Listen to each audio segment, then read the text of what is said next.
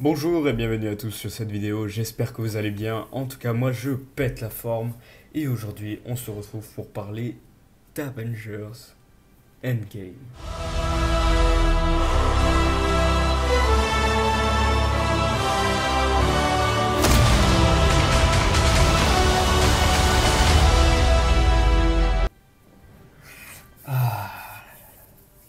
Je l'ai vu il y a quelques heures et franchement, le film m'a donné des frissons. Mais j'ai j'ai une petite déception quand même.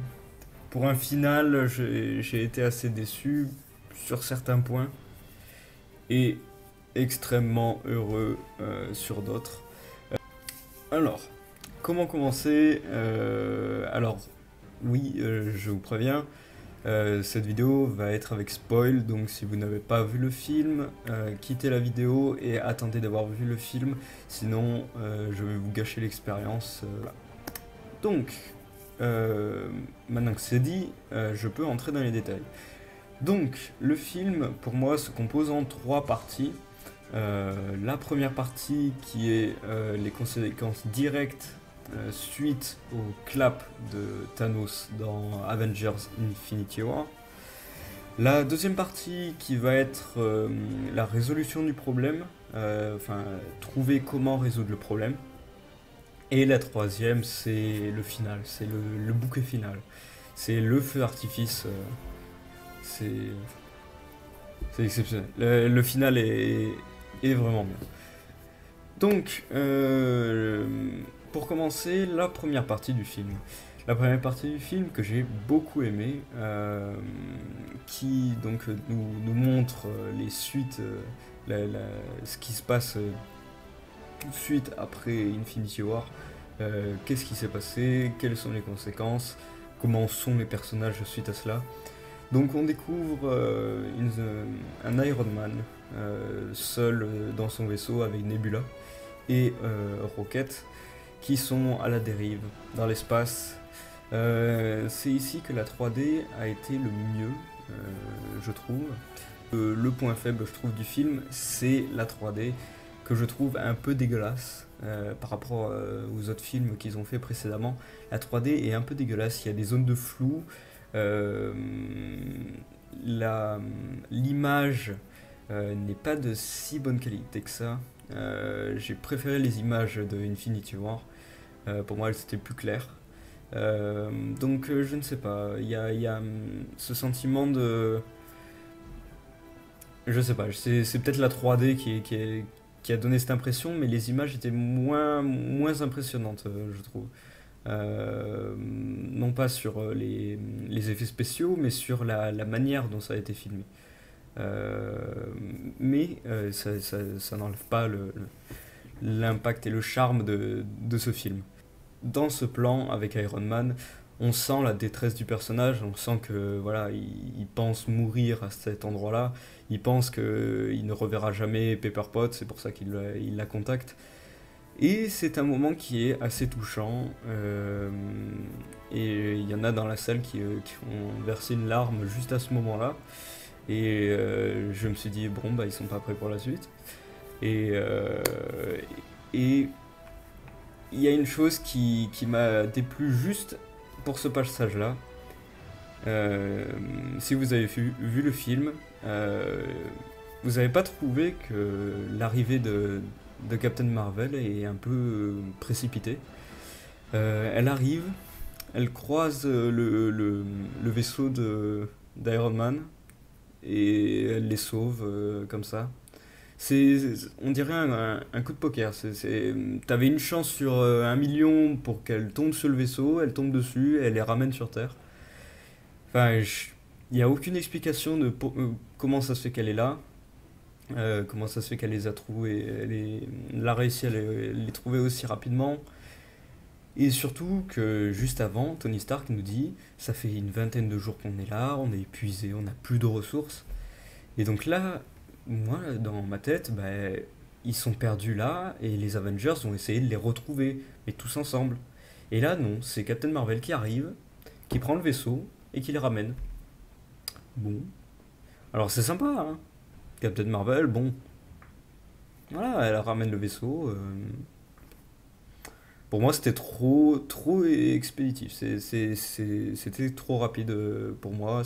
Bon, après, voilà, c'était pour pas rester 50 ans avec Iron Man à l'autre bout de l'univers, mais bon. Voilà, j'ai trouvé que ça allait un peu trop vite sur ce passage-là. Alors, le film dure 3 heures, mais je vais expliquer pourquoi. Après, je trouve qu'il y a des passages, voilà. Le film aurait pu durer moins longtemps que ça.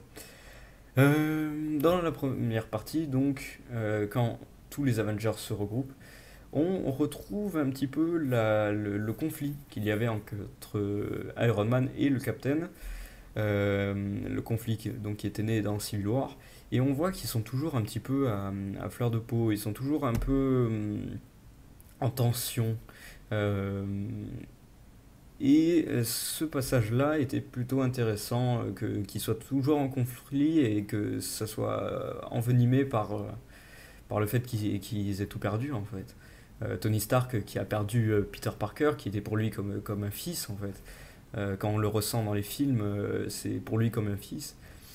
Et le fait de le perdre, bah, il rejette la faute sur Captain America. Ce passage est vraiment intéressant. C'est pour ça que j'adore la première partie de ce film. On enchaîne des- le film nous offre des émotions qui sont vraiment qualitatives. J'ai vraiment bien aimé les émotions que le film veut nous faire ressentir. Et donc, par la suite, ils essayent de retrouver Thanos. Où se cache Thanos? Où se trouve Thanos? Et là, quand on découvre où c'est planqué, donc Thanos qui a éliminé la moitié de l'univers, j'ai vraiment adoré cette référence aux comics. Thanos qui est tranquille, en train de cultiver ses fruits dans son jardin. Il est pépouze, il est pépouze. Et c'est exactement comme dans les comics. Dans les comics, quand il réussit à faire son clap, il est tranquille. Il profite de la vie, il est heureux. Et c'est un passage que j'ai vraiment beaucoup apprécié en tant que fan de comics. C'est ça que je voulais voir. Thanos, c'est pas le gros méchant. C'est pas un méchant qui veut tuer tout le monde pour tuer tout le monde. C'est un méchant qui a voulu éliminer la moitié de l'univers parce qu'il pense que l'autre moitié s'en portera mieux. Euh, et que l'univers va retrouver un cycle à peu près naturel. Et c'est ça que, voilà, c'était vraiment bien réalisé. J'ai vraiment apprécié. L'arrivée donc de Captain Marvel face à Thanos donc dans cette première partie qui le maîtrise en 3 secondes, ça c'était vu à 3 km. C'est impossible que Thanos puisse faire face à Captain Marvel, mais bon voilà. Euh, Elle le maîtrise et là Thor lui tranche le bras et la tête. Euh, et là il lance une petite pique qui était plutôt amusante. Cette fois-ci j'ai réussi à viser la tête. Qui était donc une petite pique lancée à Infinity War où bah, il a même pas été fichu en fait de viser au bon endroit et qu'il avait tapé l'épaule de Thanos au lieu de la tête. Bon, c'est une petite pique que les frères Rousseau se sont lancés à eux-mêmes. C'était plutôt sympa. Et à partir de ce moment-là, on va commencer à rentrer dans la deuxième partie du film, la partie où Ant-Man va arriver. Et voici le héros de ce film, le rat. Le rat est le héros de ce film. Le rat a sauvé l'univers. Le Docteur Strange a dit il y avait une possibilité, une seule possibilité pour vaincre Thanos et réussir à ramener tout le monde, le rat. C'est-à-dire que dans les 14 millions de possibilités, le rat n'avait pas appuyé sur ce bouton, donc Ant-Man ne pouvait pas sortir de l'univers quantique et ne pouvait pas avertir, enfin ne pouvait pas faire avancer le scénario en fait. Ouais, je trouvais ça plutôt bof, mais bon, pourquoi pas. Et Ant-Man, parlons-en. Ant-Man qui, à part pour donner le fil directeur au scénario, il sert à rien. il sert à rien et le personnage, tous les autres se moquent de lui en fait. Et il n'a quasiment aucune importance dans l'histoire à part dire oui, l'univers quantique, on peut se déplacer plus vite et puis tu peux voyager dans le temps. Voilà. Ant-Man ne sert à rien. J'avais dit, je pensais dans mes théories par rapport à Endgame que Ant-Man allait jouer un grand rôle, mais au niveau de l'univers quantique. J'étais sûr que ça allait être le centre de l'histoire, mais ça a été vite expédié. Il dit, typiquement, il va voir Tony Stark, enfin oui, c'est ça à peu près, il va voir Tony Stark, il lui dit ouais bon on peut voyager dans le temps grâce à la dimension quantique. Ce serait sympa de l'utiliser pour voyager dans le temps et sauver tous ceux qu'on a perdus. Ouais, et puis voilà. Et Tony Stark il fait ouais mais bon j'ai pas envie de sacrifier ma famille. Puis 2 heures après il fait ouais mais quand même je peux pas être égoïste à ce point là et il part créer une boussole, une espèce de montre qui va leur servir à voyager dans le temps et il va faire une machine. Au milieu de tout ça, le comique. Le comique, les blagues. Qu'est-ce qu'ils ont fait de Ant-Man et de Thor? Ces deux personnages Ant-Man a été mal introduit dans le Marvel Cinematic Universe, mais Thor, qu'est-ce qu'ils ont fait avec Thor? Ah, Thor, il est infâme. Il est drôle. Tous ces passages m'ont fait rire. Toute la salle a rigolé comme des baleines. Mais au bout d'un moment, ça devenait lourdingue. Surtout dans un film qui doit conclure les 21 qui précédaient. Tu dois conclure une saga de 21 films. Et pour moi, ce film devait être plus mature que ça. Je veux bien que je fasse des blagues, c'est Disney, donc ils font des blagues, ils le font même dans Star Wars, donc bon, voilà. Mais typiquement, c'est pas avec Thor, mais typiquement une scène dans la cafétéria avec Dr. Hulk et Ant-Man. Dr. Hulk prend un selfie avec 3 enfants. 3 enfants qui l'admirent et tout, donc ils viennent le voir pour prendre une photo. Il accepte, il prend la photo, et là, une blague qui aurait pu durer 2 secondes, qui aurait pu être sympa, avec Ant-Man qui dit Eh, vous voulez prendre une photo avec moi? Les gosses hésitent et puis ils disent non. Et là, ça aurait pu s'arrêter là. On rigole, haha, personne te connaît, etc. Mais lui, il en rajoute, il dit Ah oui, mais moi je suis Ant-Man, je suis pas Hulk, vous me connaissez pas, etc. Les enfants qui font Oui, on veut prendre la photo, mais non. C'était long. C'était long et c'était de l'humour lourd. C'était lourd. Et c'est pas ça que je veux voir dans Marvel. Il y a de l'humour, mais il faut que ce soit un humour rapide. Il faut que ce soit quelque chose qui est. Faut pas que ça te décroche. Typiquement, dans ce passage, il demande à Bruce Banner de les aider à sauver tous leurs amis qui sont partis, de sauver la moitié de l'univers. Et c'est désamorcé par Ant-Man je sais pas, qui a un complexe vis-à-vis du fait que personne le connaisse parce que il n'est pas introduit dans l'histoire. Ses films n'ont quasiment pas servi du tout. Il servait juste à expliquer la dimension parallèle, le truc quantique. C'est tout. C'est. Voilà. Bon. Sorti de ça, la deuxième partie nous explique le voyage dans le temps. Le voyage dans le temps, tout en lançant des pics à Retour vers le futur et tous les films de voyage dans le temps, ils font des tas de références.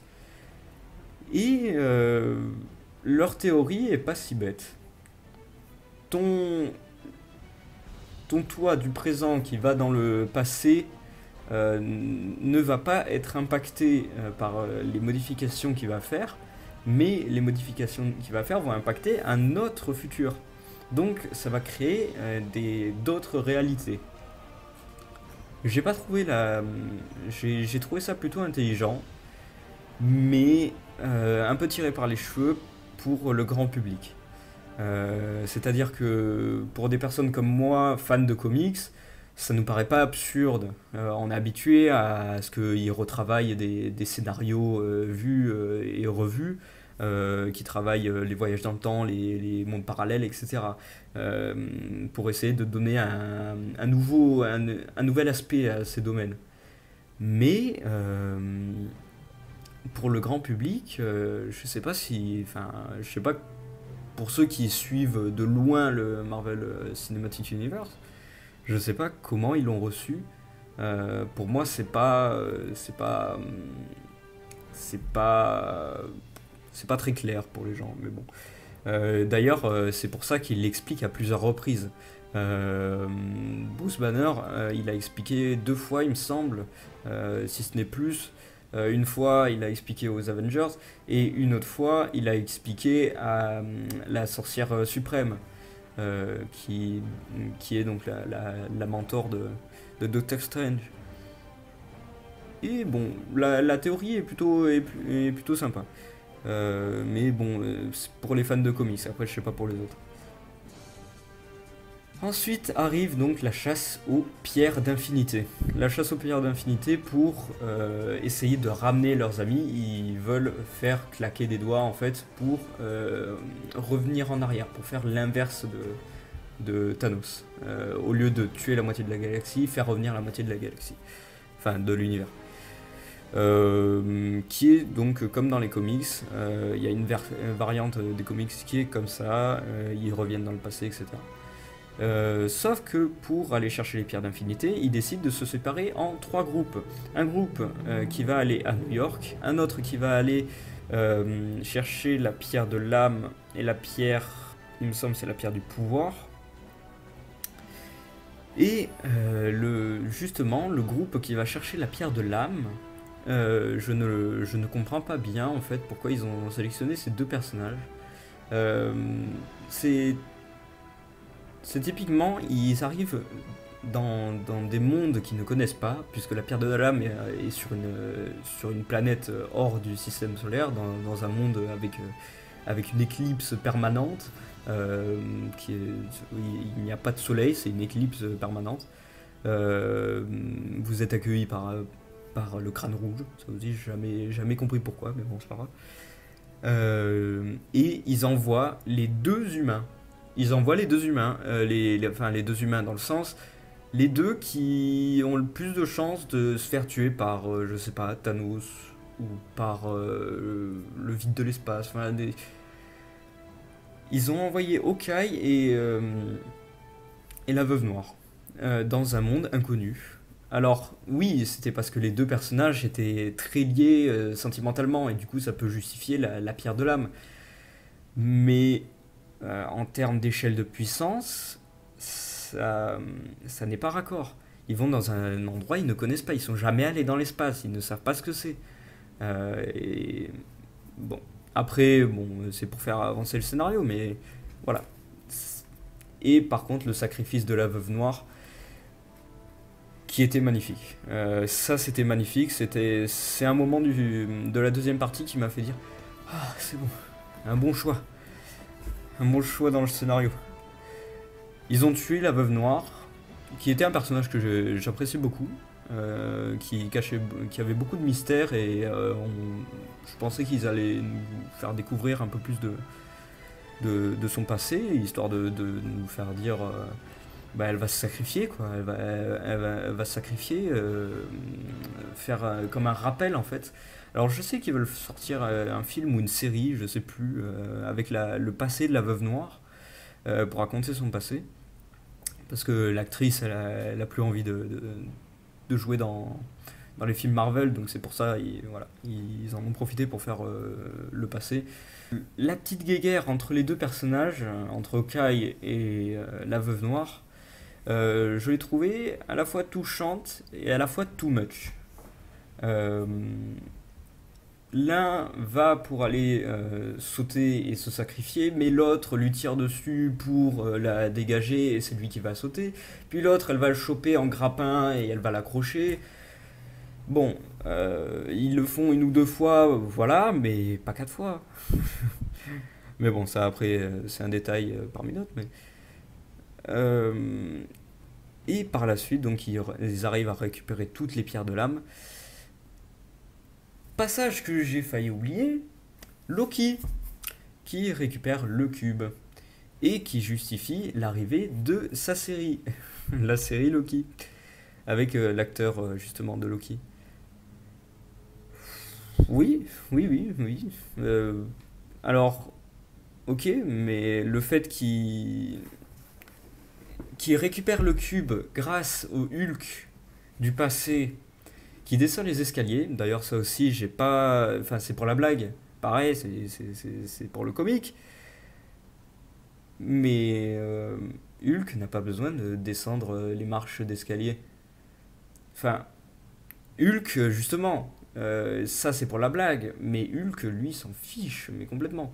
À la limite qu'il aille dans l'ascenseur pour se reposer, ok, mais il saute. Bah, il jump de l'immeuble, il se retrouve en bas. Parce que Hulk, Hulk de base, il s'en fout. C'est pas Docteur Hulk, c'est Hulk à cette époque-là. Enfin bon, voilà. C'est pour qu'il arrive en bas de la cage enfin, en bas des escaliers, qui pousse la porte, ça fait trébucher Tony Stark, ça fait tomber la mallette qui s'ouvre avec le Tesseract. Le Tesseract arrive au pied de Loki, qui le récupère et s'en va. Bon, un petit peu rapide aussi, mais bon. C'est là que je trouve un peu bizarre cette deuxième partie, puisque la première est très bien exécutée, la dernière, je vais en parler, mais elle est vraiment touchante et bien exécutée aussi. Mais la deuxième, c'est un enchaînement de blagues, d'éléments qui sont bizarres et pas très justifiés. C'est la deuxième partie du film, j'ai l'impression qu'elle n'a pas été faite par les mêmes gars, mais bon, c'est pas grave. Et enfin, donc, on va passer à la suite.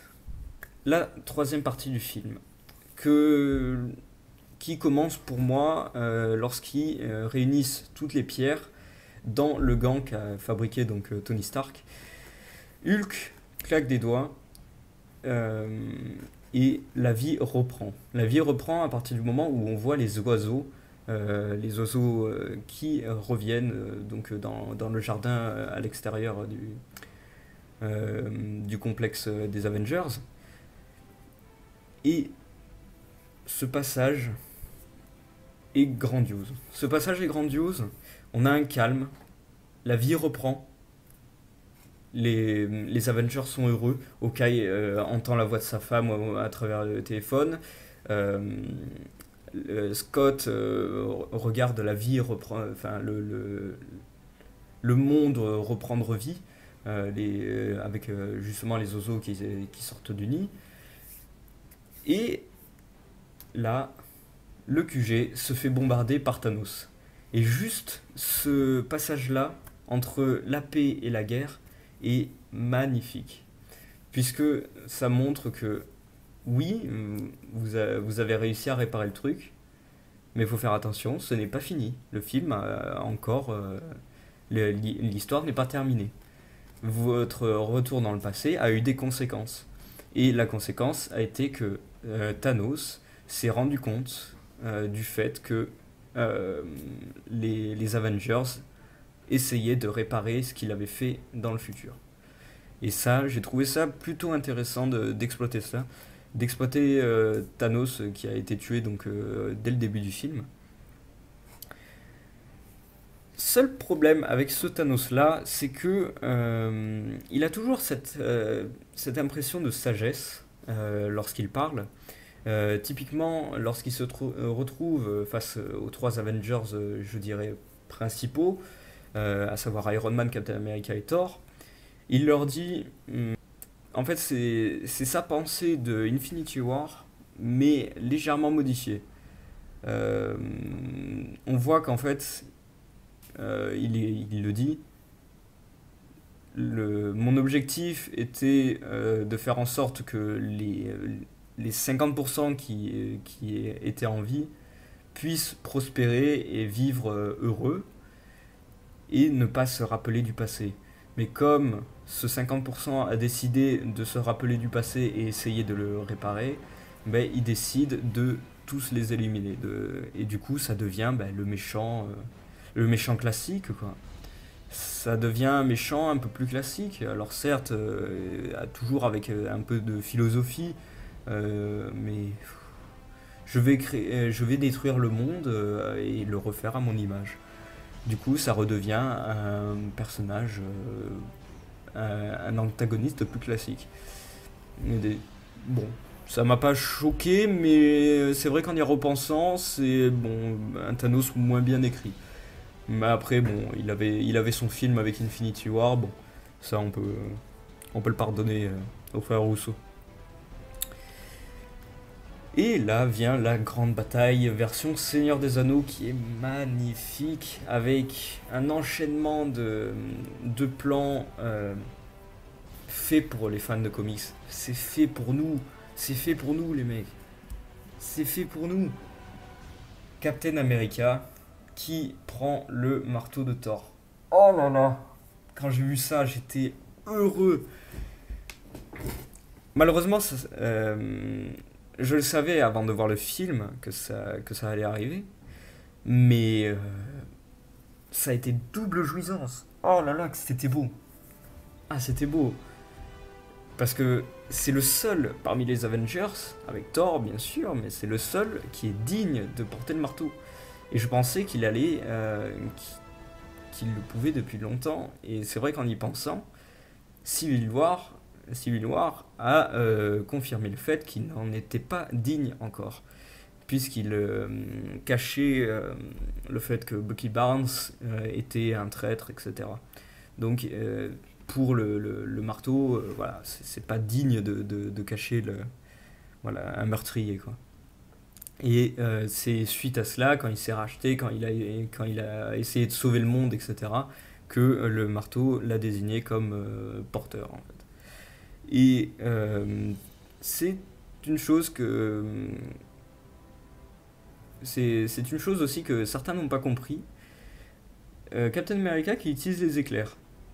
Les gens ils disent que. Certains disent que ce n'est pas possible, qu'ils ne comprennent pas pourquoi est-ce que Captain America peut utiliser les éclairs avec Mjolnir. Mjolnir. Bah, Odin le dit dans le premier Thor, je crois. Celui qui possédera le marteau possédera les pouvoirs de Thor. Et donc, il peut utiliser les éclairs. C'est typiquement les pouvoirs qui sont renfermés dans le marteau. C'est pas les pouvoirs de Thor, c'est les pouvoirs du marteau. Et ça m'a pas du tout choqué, ça m'a même fait plaisir. J'ai vraiment kiffé ce passage-là. Ça a été, mais. La fin, ça a été un enchaînement de jouissance. Oh là là, c'était ouf. C'était fou. Et le magnifique Avengers Assemble. Oh là là, que c'était beau. Avengers Rassemblement. Ils auraient dû le mettre dans Infinity War et ils se sont rattrapés avec Endgame à la fin. Oh, que c'était beau le Avengers Assemble. C'était magnifique. J'ai vraiment kiffé. C'est pour ça que je trouve que le film est pas du tout pareil. La première partie et la dernière partie sont magnifiques. Et le milieu, voilà. Aussi, je veux parler du plan qui a choqué certaines personnes, le plan féministe, enfin girl power. Il m'a pas tant choqué que ça, hein. Je veux dire, c'est vrai que c'est un peu tiré par les cheveux de faire, t'as une fille qui arrive, puis après il y a toutes les autres qui arrivent les unes après les autres, puis il y a que des filles. Mais moi, ça m'a pas tant choqué que ça, hein. C'est pour faire un message, c'est vrai que ça a été fait un peu vite, mais ça m'a pas du tout choqué. Puis même, les personnages féminins qui sont montrés, je les aime vraiment bien. Captain Marvel, j'adore le personnage, il est puissant et tout, il est impressionnant, mais le seul problème que j'ai avec elle, c'est qu'elle survole tout. Tout est trop facile pour elle, ce qui est le cas, mais bon. Et toutes les autres, Valkyrie, j'aime bien le personnage, même si je trouve qu'elle n'est pas trop introduite dans l'histoire. Enfin, elle est un peu mal introduite dans le film. La Pepper Potts en Iron Girl, Woman, je préfère Iron Girl, mais au niveau de la prononciation, mais, comme vous voulez. que j'aime plutôt bien l'armure qu'ils lui ont mis. Euh, Gamora, bon, je sais pas vraiment ce qu'elle fait dans cette scène-là. Euh, oui, c'est Girl Power et tu montres tous les personnages féminins, mais bon, Gamora, je la voyais pas vraiment puisque c'est pas la Gamora des Gardiens de la Galaxie, c'est celle du passé, donc elle est pas avec eux. Mais moi, ça m'a pas choqué ce passage qui a fait tant parler. Et la mort de Tony Stark.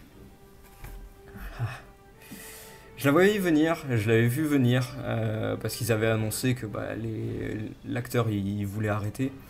Et parce que ça fait longtemps qu'il a donné ses services au Marvel Cinematic Universe, ça fait depuis 2008, avec le premier Iron Man. Et franchement, la mort de Tony Stark était vraiment belle, elle était vraiment bien foutue.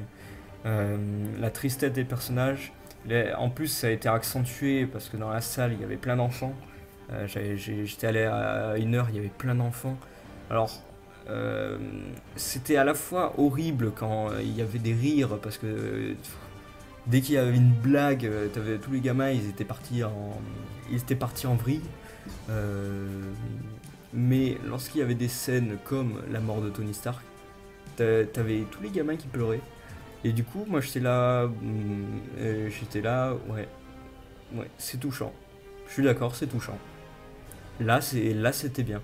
Donc ça prouve que Disney, enfin Marvel, mais bon, Disney, euh, c'est sait comment donner des émotions aux gens, sait comment émouvoir et sait comment faire rire aussi. Et c'est pour ça que je regrette ce manque de dosage au niveau du rire et des pleurs. Pendant une bonne partie du film, on rigole, mais avant, on avait pleuré, enfin, on était dans une ambiance très dark avec les personnages qui sont en dépression parce qu'ils ont perdu toute leur famille, etc. À la fin, Tony Stark il meurt, Captain America, bon, ça on en parle après, mais voilà, il y a plein d'éléments qui sont contradictoires par rapport au milieu du film. Qui est une blague. C'est une blague le milieu du film. Donc voilà. Voilà à peu près ce que j'ai pensé du film. Captain America vieux, bon. Je m'attendais à ce que, pareil, il avait décidé d'arrêter les contrats. Donc soit il le tuait, soit quelque chose. Le tuer, ça aurait été bizarre. J'ai bien aimé cette fin. J'ai bien aimé la fin de Captain America. Et le passage de flambeau à Faucon. Alors ça respecte les comics. Dans les comics, il fait le passage de flambeau à Faucon. Mais vu comment ils ont introduit les personnages de Bucky et de Faucon dans l'histoire, je voyais plutôt Bucky comme nouveau Captain America. Alors oui, personne n'aurait été d'accord chez les Avengers, parce que bah, c'est un traître. Du coup, personne n'aurait voulu, rien que pour rendre hommage à Tony Stark, personne n'aurait voulu de lui en tant que nouveau Captain America. Et c'est là que Faucon, ben oui, ça respecte les comics, oui, c'est une bonne idée, mais par rapport à ce qu'ils ont fait du personnage, on le voit très peu. Hein. C'est un personnage tertiaire, hein. C'est même pas secondaire, on le voit très peu dans les films. Il fait juste, à chaque fois qu'il passe, on dirait un caméo. C'est triste ça. Et pourtant, le personnage de Faucon est plutôt un bon personnage. Je l'ai toujours considéré comme le bras droit de Captain America. Et malheureusement, ils ont préféré faire ça avec Bucky. Et bon, par respect pour Bucky, Captain America ne lui a même pas refilé lui a même pas refilé le bouclier. Donc c'est dit, un meilleur ami, mais bon, hein, écoute, le scénario il a dit que non. Mais bon, on respecte les comics. Moi ça me va. Et le bruitage rappel de Iron Man 1. Franchement, moi je suis resté après les génériques. On m'avait conseillé de pas rester pour le bruit, mais je voulais l'entendre. Bon, écoutez, c'était la critique de Avengers Endgame. J'espère que j'ai pas été trop négatif pour vous, parce que c'est vrai que j'ai pas mal craché sur le film, sur certains points, mais parce qu'il fallait clarifier les choses, il y avait des éléments qui allaient pas du tout. Et encore, j'ai pas parlé des incohérences au niveau du scénario, parce qu'il y en a pas mal, entre plusieurs bouts du film. Mais bon, ça va, c'est loin d'être le pire. Mais pour moi, sur pas mal de points, je préfère Infinity War. Sur pas mal de points, je préfère Infinity War. Bon, écoutez, on se retrouve pour une prochaine critique. D'ailleurs, j'aimerais savoir si vous voulez pour ces critiques, que je mette une note au film à la fin de la critique pour que voilà, ça vous donne un ressenti, que ça vous montre qu'est-ce que j'en ai pensé. Pour Endgame, je mettrai un 7 sur 10. Pour la première et la troisième partie qui sont bien. Et pour moi, la deuxième qui a été gâchée par trop d'humour. Trop d'humour et trop de rapidité dans l'exécution de certaines pirouettes scénaristiques. Donc voilà. Merci d'avoir regardé cette vidéo. Merci de me soutenir sur la chaîne. Allez, bisous.